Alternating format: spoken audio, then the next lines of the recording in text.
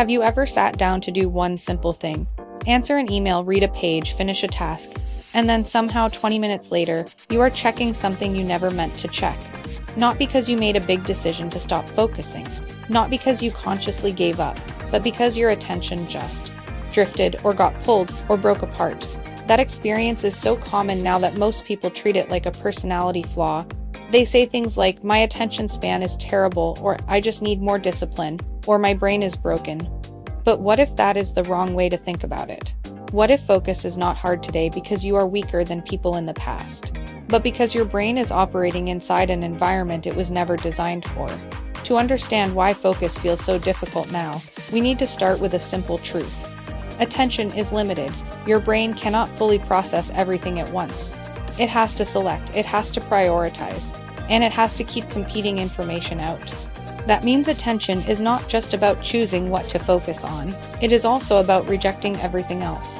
And that is where modern life starts to become a problem, because the world around you is now filled with signals designed to compete for relevance, notifications, badges, autoplay, infinite feeds, messages, headlines, short videos. Every one of them is trying to answer the same question before your brain does. What should this person notice next? We know what it feels like. You start one task, then a message appears, you check it, then you remember something else, then you switch tabs, then your brain feels strangely busy, but not productive. That feeling is important, because it reveals something deeper. Focus is hard today not simply because there is more information, it is hard because there is more competition for your limited attention system, and your brain treats that competition seriously. In cognitive science, attention is often described as access to capacity-limited systems. In plain language, that means only a small amount of information can be held in the spotlight at one time. So if one task is already using that spotlight and a new signal appears, your brain has a problem to solve. Ignore it, or switch to it. That decision is shaped by several attention systems.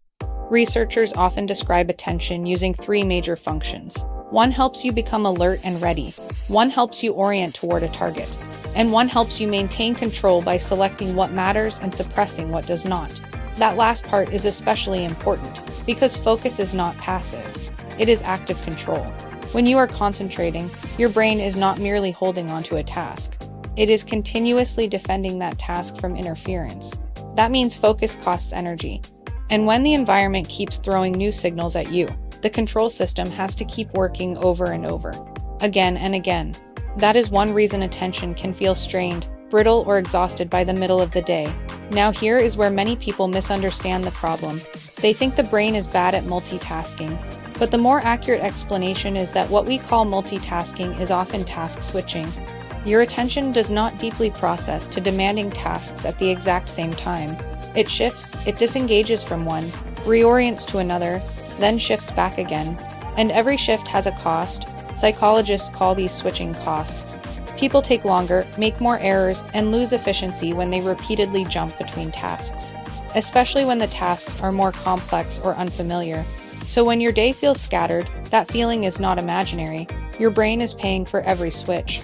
Now add modern technology to that system. A notification is not just a piece of information. It is an interruption event. It breaks the continuity of whatever your attention was stabilizing. And research suggests that reducing notification-driven interruptions can improve performance and reduce strain. This is where the problem becomes more interesting, because modern distraction is not only external.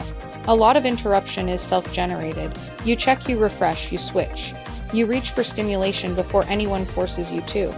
Gloria Mark's work argues that digital life has shortened average screen-based attention and that multitasking is stressful. But her work also points out that we often participate in our own fragmentation. So why would the brain do that? Why would it abandon a meaningful task for something smaller, quicker, and often less important? Because attention does not follow importance in the abstract. It follows perceived relevance in the moment. And relevance is not the same as value.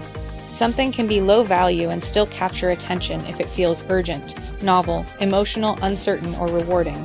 That is a huge difference. This is the deeper rule. Your brain is constantly predicting what matters most right now. Then it allocates attention accordingly, not perfectly, not wisely, but efficiently enough for survival. In older environments, this system helped you notice movement in the bushes, changes in a face, or signals that something important was happening. In modern environments, the same system is constantly triggered by icons, alerts, social cues, and unfinished loops. That is part of why focus today can feel less like a choice and more like a tug-of-war. This also explains why focus feels harder on screens than people expect. Because many digital spaces are not just containers for information. They are competitive environments built around capture, retention, and re-engagement. They do not simply wait for your attention. They try to win it. Once you see that, a lot of everyday behavior starts to make more sense. Why it is hard to read without checking your phone. Why work can feel mentally exhausting even when you stayed seated all day. Why short bursts of novelty can feel strangely magnetic. Why starting is hard, but staying on one thing is often even harder. Your attention system is doing exactly what it evolved to do. It is scanning for relevance. It is protecting against missed information. It is reallocating resources when new signals seem more pressing. The problem is that modern life keeps manufacturing false urgency, and your brain does not always know the difference between what is important and what is merely effective at capturing attention. That leads to a very different interpretation of focus. Most people assume focus is mainly a moral problem. They think the equation is simple. Good people concentrate, undisciplined people drift. But the more accurate model is this: focus is a systems problem before it is a character problem. Yes, effort matters. But effort is not operating in a vacuum. A limited capacity brain is trying to maintain stability inside an environment full of engineered interruptions, high salience cues, and frequent switching demands. That mental shift matters. Because once you stop treating focus as a simple willpower defect, you start asking better questions. Not, why am I so bad at this? But what is my attention system responding to? Not, how do I force my brain harder? But what keeps becoming more relevant than the thing I meant to do? That is a much smarter question, because it points toward mechanism, and when you understand the mechanism, behavior stops looking random. You begin to see that attention is shaped by competition, by salience, by interruption, by switching cost, by mental fatigue, and by the constant battle between long-term goals and immediate signals. And that opens the door to a deeper mystery. If attention keeps getting pulled by things that feel relevant in the moment, then how do some cues become so powerful that they trigger behavior almost automatically? Why does a sound, a badge, a time of day, or a certain emotional state suddenly push you toward the same action again and again? That question takes us beyond attention, and into the machinery of learned behavior, into cues, routines, reinforcement, and automatic loops. In other words, if this video explains why focus is hard today, the next question becomes, how do distractions become habits? That is what we will unpack in the next video.